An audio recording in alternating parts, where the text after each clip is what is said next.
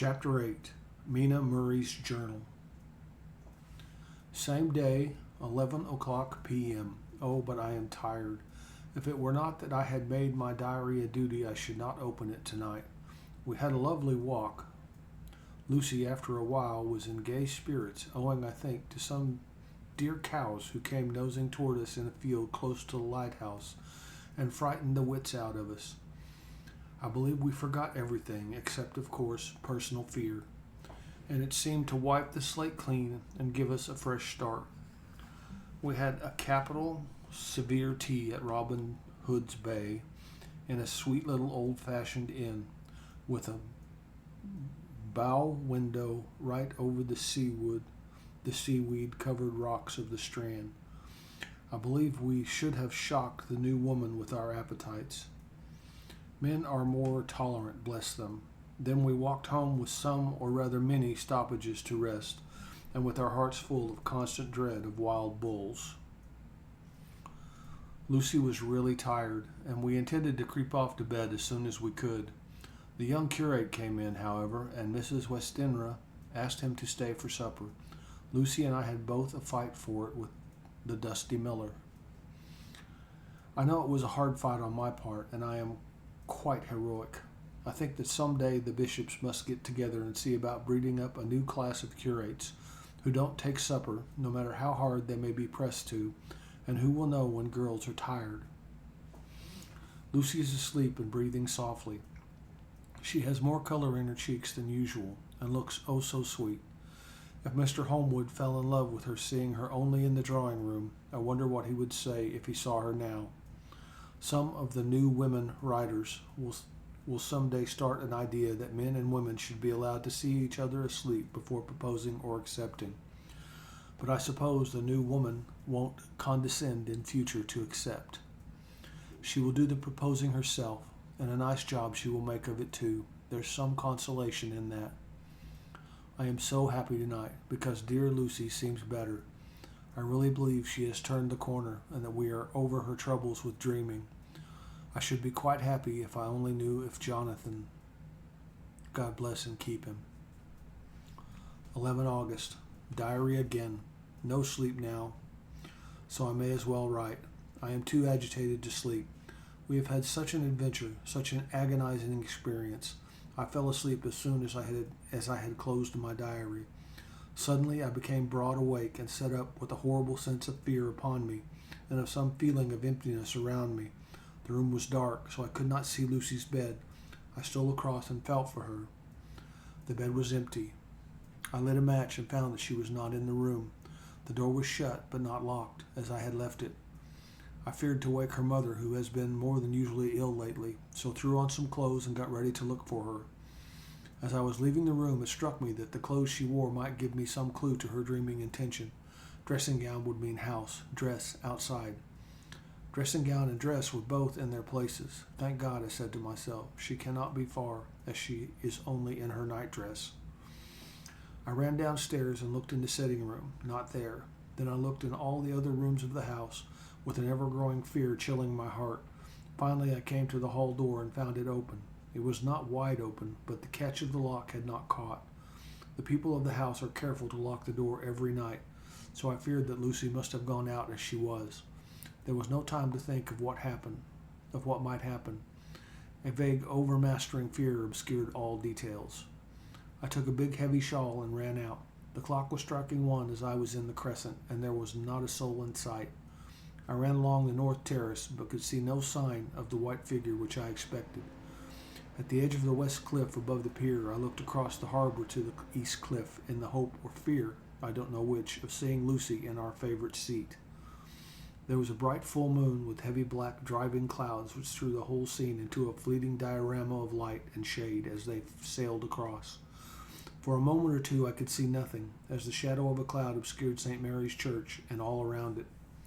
Then, as the cloud passed, I could see the ruins of the abbey coming into view, and as the edge of a narrow band of light as sharp as a sword cut moved along, the church and churchyard became gradually visible.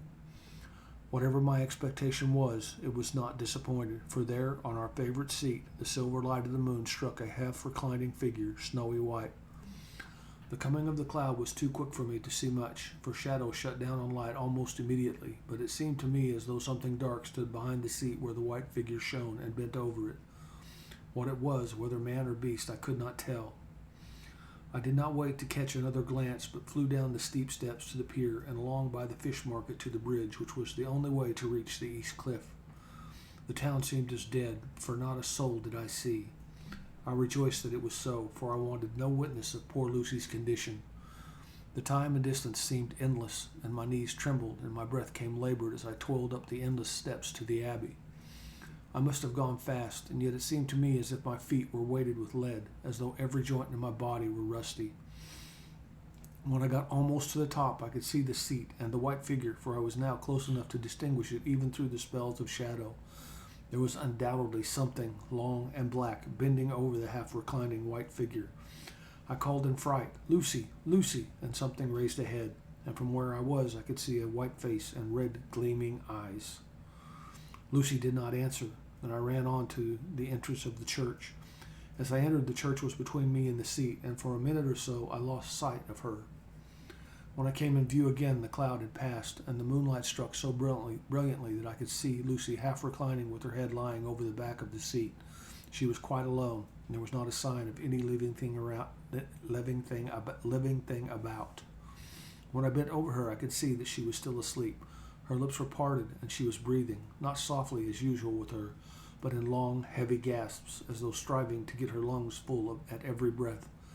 As I came close, she put up her hand in her sleep and pulled the collar of her nightdress close around her, as though she felt the cold. I flung the warm shawl over her and drew the edges tight around her neck, for I dreaded lest she should get some deadly chill from the night air, unclad as she was. I feared to wake her all at once, so in order to have my hands free to help her, I fastened the shawl at her throat with a big safety pin. But I must have been clumsy in my anxiety and pinched or pricked her with it, for by and by, when her breathing became quieter, she put her hand to her throat again and moaned. When I had her carefully wrapped up, I put my shoes on her feet and then began very gently to wake her. At first she did not respond, but gradually she became more and more uneasy in her sleep, moaning and sighing occasionally.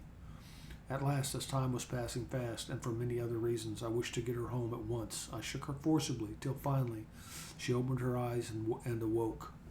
She did not seem surprised to see me, as, of course, she did not realize all at once where she was.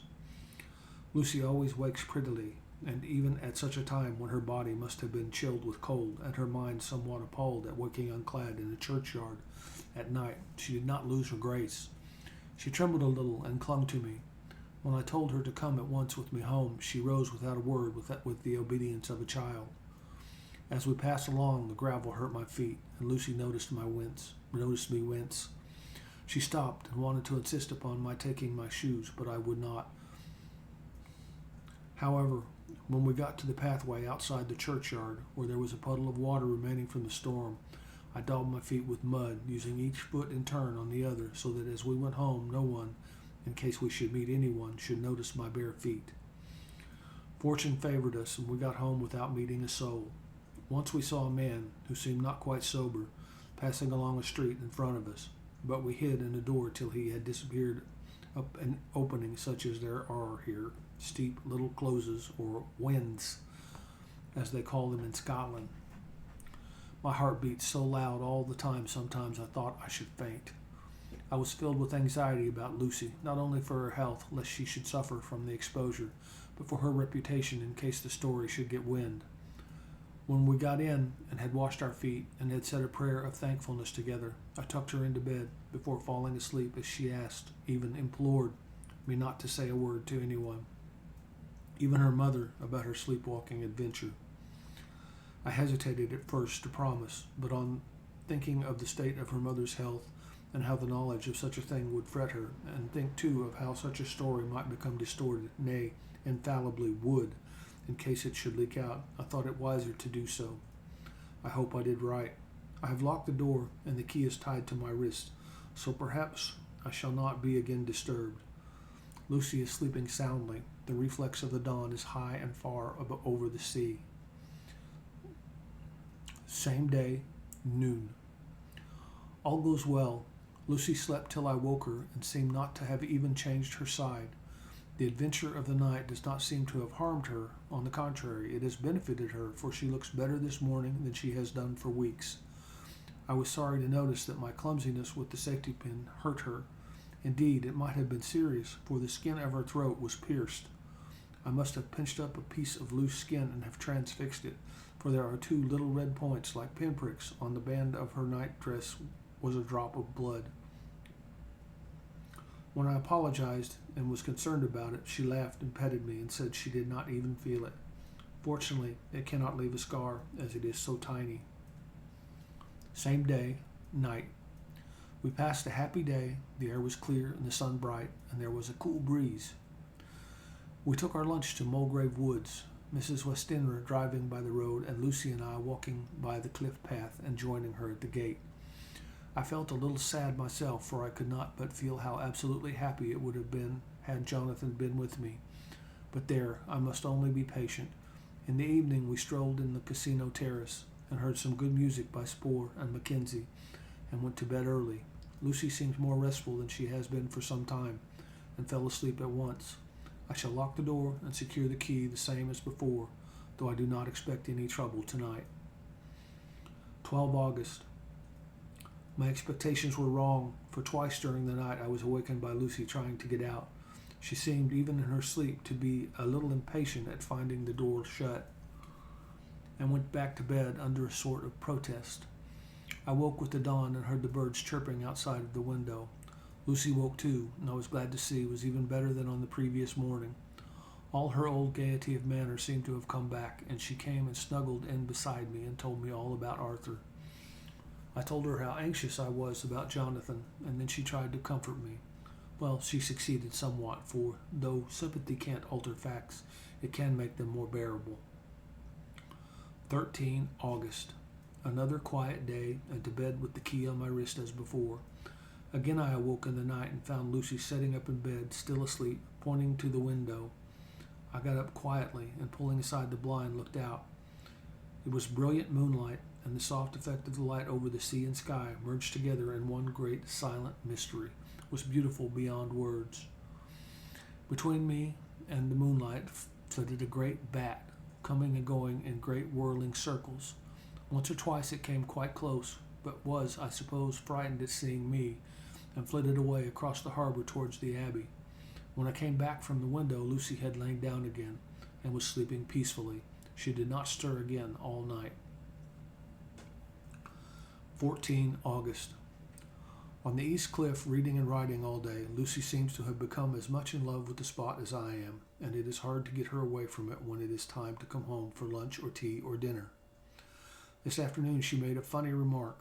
We were coming home for dinner and had come to the top of the steps up from the West Pier and stopped to look at the view, as we generally do. The setting sun, low down in the sky, was just dropping behind Kettleness. The red light was thrown over on the East Cliff and the old Abbey, and seemed to bathe everything in a beautiful rosy glow. We were silent for a while, and suddenly Lucy murmured, as if to herself, "His red eyes again. They're just the same." It was such an odd expression, coming apropos of nothing, that it quite startled me. I slewed around a little, so as to see Lucy well without seeming to stare at her, and saw that she was in a half-dreamy state, with an odd look on her face that I could not quite make out, so I said nothing, but followed her eyes.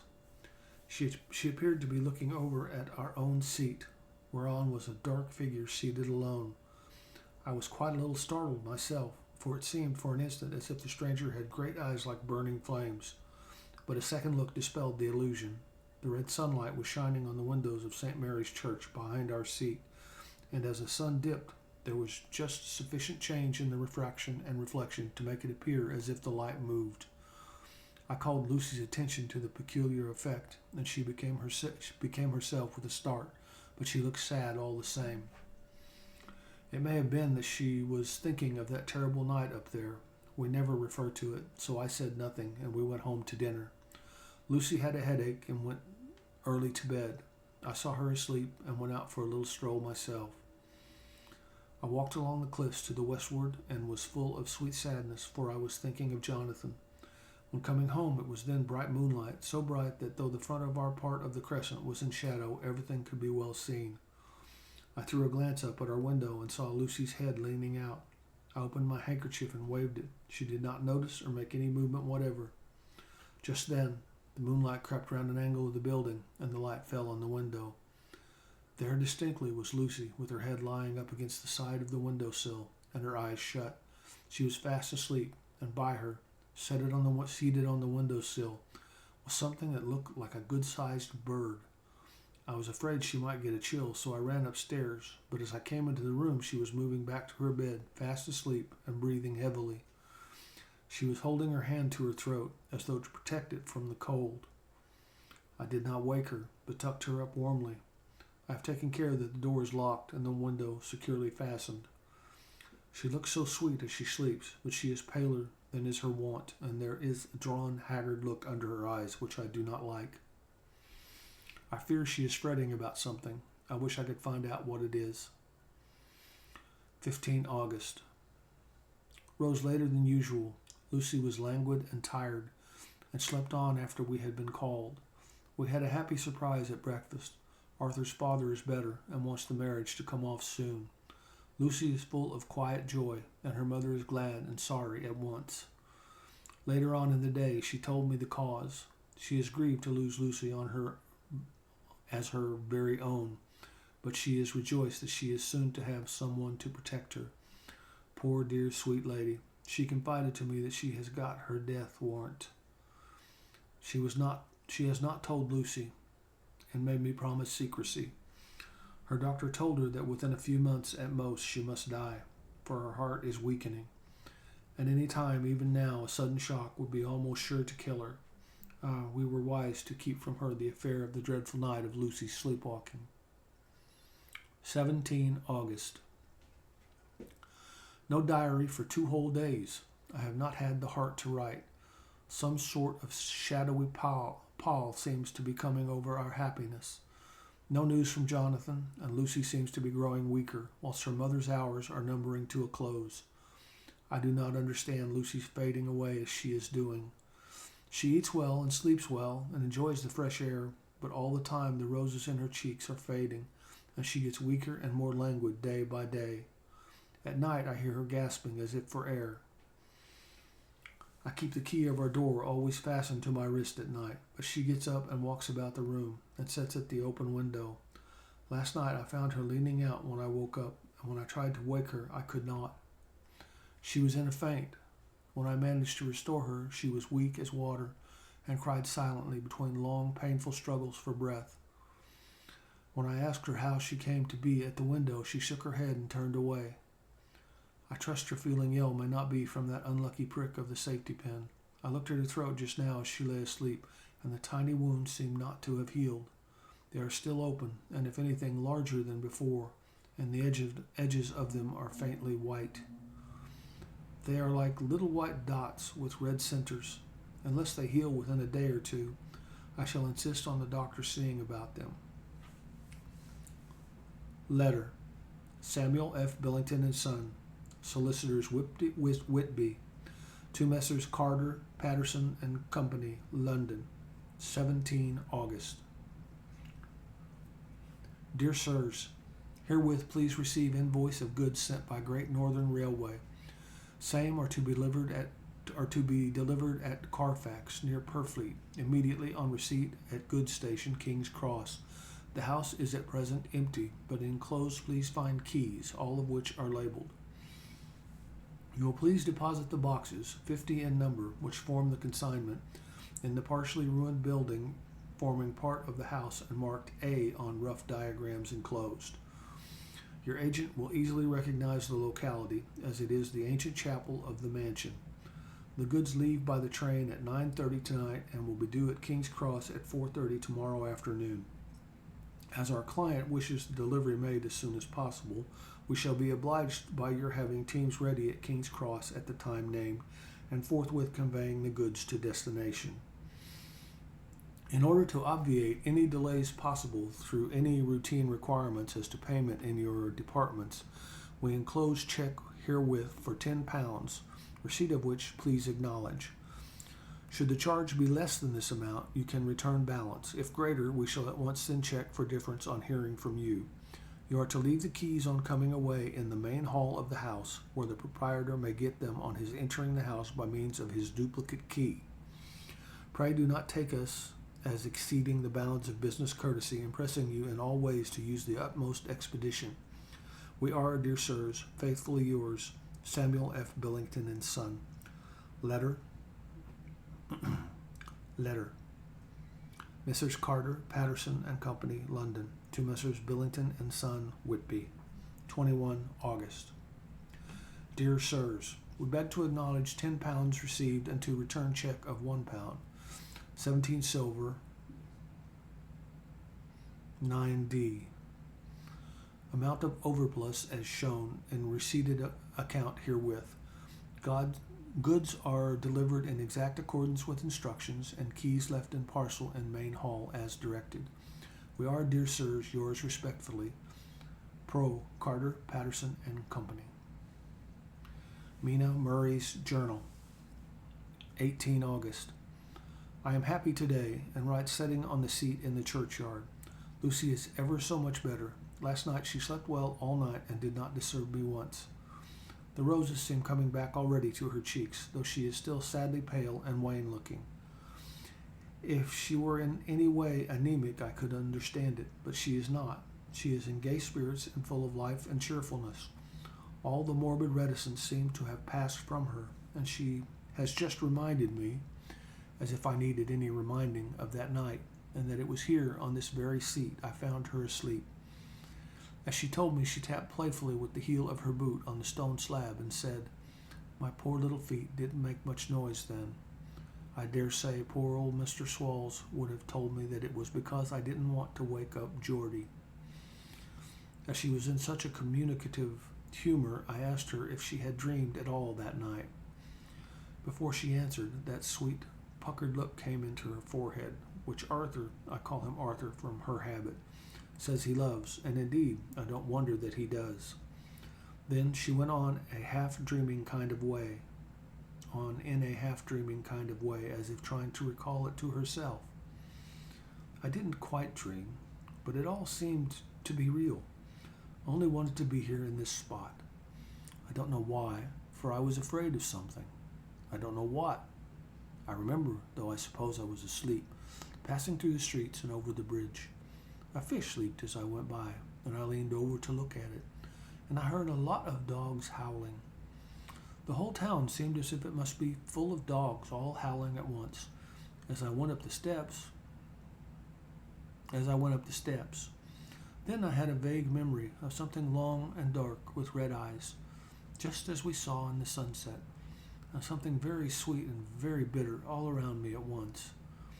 And then I seemed sinking into deep green water, and there was a singing in my ears, as I have heard there is to drowning men, and then everything seemed passing away from me. My soul seemed to go from my body and float about the air. I seem to remember that once the West Lighthouse was right under me, and then there was a sort of agonizing feeling, as if I were in an earthquake. And I came back and found you shaking my body. I saw you do it before I felt you. Then she began to laugh. It seemed a little uncanny to me, and I listened to her breathlessly. I did not quite like it, and though I thought it better not to keep her mind on the subject, so we drifted on to another subject, and Lucy was like her old self again. When we got home, the fresh breeze had braced her up, and her pale cheeks were really more rosy. Her mother rejoiced when she saw her, and we all spent a very happy evening together. 19 August. Joy, joy, joy, although not all joy at last. News of Jonathan. The dear fellow has been ill, that is why he did not write. I am not afraid to think it or to say it, now that I know. Mr. Hawkins sent me on the letter, and wrote himself, oh so kindly, I am to leave in the morning and go over to Jonathan, and to help to nurse him if necessary, and to bring him home. Mr. Hawkins says it would not be a bad thing if we were to be married out there. I have cried over the good sister's letter till I can feel it wet against my bosom where it lies. It is of Jonathan, and must be near my heart, for he is in my heart. My journey is all mapped out and my luggage ready. I am only taking one change of dress. Lucy will bring my trunk to London and keep it till I send for it may be that I must write no more. I must keep it to say to Jonathan, my husband. The letter that he has seen and touched must comfort me till we meet. Letter, Sister Agatha, Hospital of St. Joseph and St. Mary, Budapest. To Miss Wilhelmina Murray, 12 August. Dear Madam, I write by desire of Mr. Jonathan Harker, who is himself not strong enough to write, though progressing well, thanks to God and St. Joseph and St. Mary. He has been under our care for nearly 6 weeks, suffering from a violent brain fever. He wishes me to convey his love and to say that by this post I write for him to Mr. Peter Dawkins, Exeter, to say with his dutiful respects that he is sorry for his delay and that all of his work is completed. He will require some few weeks' rest in our sanatorium in the hills, but will then return. He wishes me to say that he has not sufficient money with him, and that he would like to pay for his staying here, so that others who need shall not be wanting for help. Believe me, yours with sympathy and all blessings, Sister Agatha. P.S. My patient being asleep, I open this to let you know something more. He has told me all about you, and that you are shortly to be his wife. All blessings to you both. He has had some fearful shock, so says our doctor, and in his delirium his ravings have been dreadful, of wolves and poison and blood, of ghosts and demons, and I fear to say of what. Be careful of him always, that there may be nothing to excite him of this kind for a long time to come. The traces of such an illness as his do not lightly die away. We should have written long ago, but we knew nothing of his friends, and there was nothing on him, nothing that anyone could understand. He came in the train from Klausenburg, and the guard was told by the station master there that he rushed into the station shouting for a ticket for home. Seeing from his violent demeanor that he was English, they gave him a ticket for the furthest station on the way thither that the train reached. Be assured that he is well cared for. He has won all hearts by his sweetness and gentleness. He is truly getting on well, and I have no doubt will in a few weeks be all himself. But be careful of him for safety's sake. There are, pray God, and St. Joseph and St. Mary, many, many happy years for you both.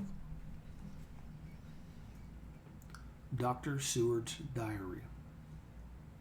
19 August. Strange and sudden change in Renfield last night. About 8 o'clock he began to get excited and sniff about as a dog does when setting. The attendant was struck by his manner, and knowing my interest in him, encouraged him to talk.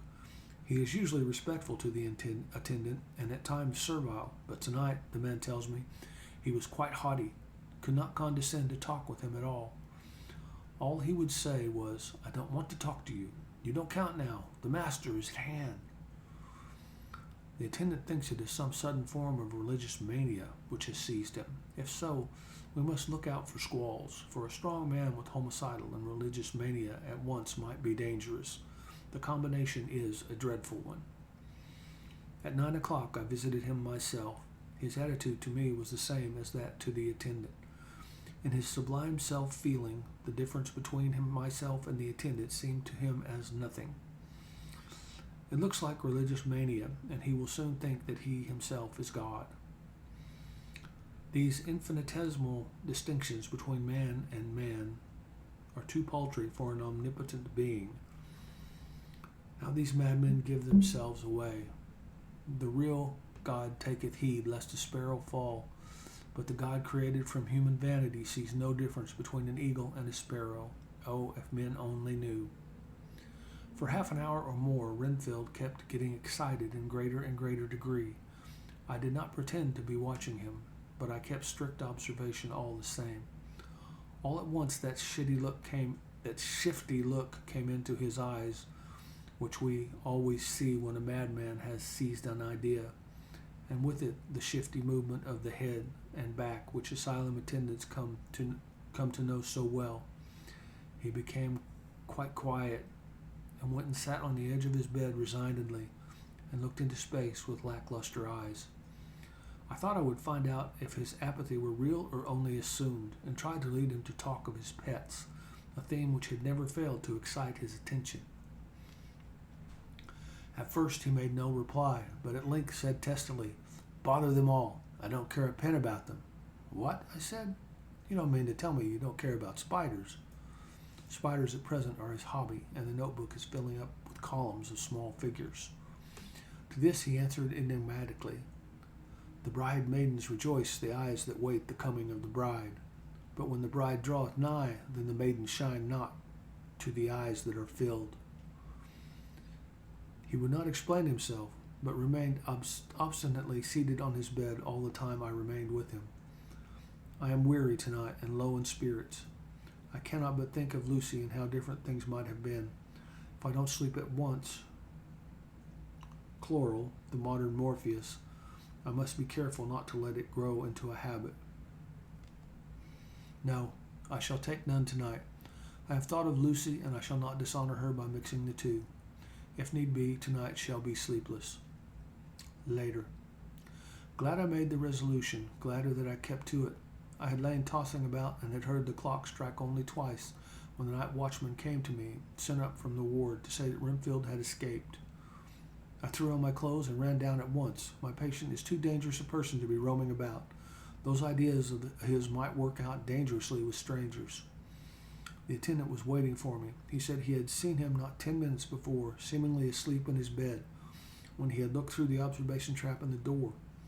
His attention was called by the sound of the window being wrenched out. He ran back and saw his feet disappear through the window, and had at once sent up for me. He was only in his night gear, and cannot be far off. The attendant thought it would be more useful to watch where he should go than to follow him, as he might lose sight of him whilst getting out of the building by the door. He is a bulky man and couldn't get through the window. I am thin, so with his aid I got out, but feet foremost, and as we were only a few feet above ground, landed unhurt. The attendant told me the patient had gone to the left, and I had taken a straight line, so I ran as quickly as I could. As I got through the belt of trees, I saw a white figure scale the high wall which separates our grounds from those of the deserted house. I ran back at once, told the watchman to get 3 or 4 men immediately and follow me into the grounds of Carfax, in case our friend might be dangerous. I got a ladder myself, and crossing the wall, dropped down on the other side. I could see Renfield's figure just disappearing behind the angle of the house, so I ran after him. On the far side of the house, I found him pressed close against the old iron-bound oak door of the chapel. He was talking, apparently to someone, but I was afraid to go near enough to hear what he was saying, lest I might frighten him and he should run off. Chasing an errant swarm of bees is nothing to following a naked lunatic, when the fit of escaping is upon him. After a few minutes, however, I could see that he did not take note of anything around him, and so ventured to draw nearer to him, the more so as my men had now crossed the wall and were closing him in. I heard him say, "I am here to do your bidding, master. I am your slave, and you will reward me, for I shall be faithful. I have worshipped you long and afar off.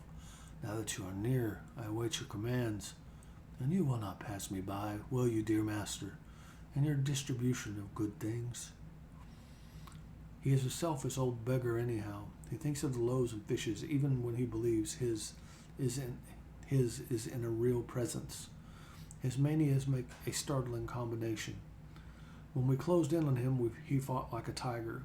He is immensely strong, for he was more like a wild beast than a man. I never saw a lunatic in such a paroxysm of rage before, and I hope I shall not again. It is a mercy that we have found out his strength and his danger in good time. With strength and determination like his, he might have done wild work before he was caged.